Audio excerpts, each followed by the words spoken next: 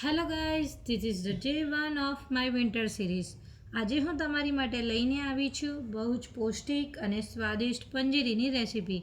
શિયાળામાં શરીરને ગરમ રાખે, તાકાત આપે અને બધાને પસંદ આવે એવી આ પંજીરી તમે ઘરે ખૂબ જ સરળ રીતથી બનાવી શકો.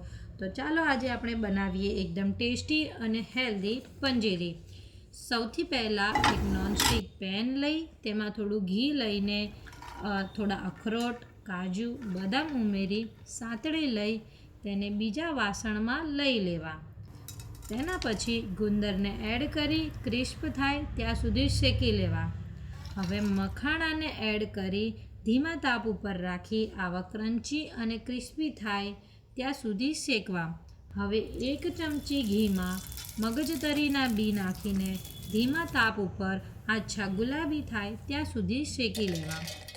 ત્યારબાદ મિક્સચરમાં શેકેલા ડ્રાયફ્રૂટ્સ, ગુંદર અને મખાણાને અધકચરા કરી લેવા. ફરીથી ઘી લઈને તેમાં ઘઉંનો લોટ ઉમેરી તેને સાતળવું અને જરૂરિયાત મુજબ ઘી ઉમેરી લોટનો કલર ચેન્જ થાય ત્યાં સુધી શેકવું.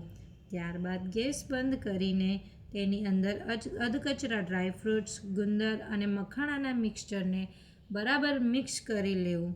હવે મગજતરીના બી અને કાજુ બદામ ઉમેરી મિશ્રણના એકદમ ઠંડા થયા બાદ જ ગોળનો પાવડર ઉમેરવો અને મિશ્રણને બરાબર રીતે મિક્સ કરવું.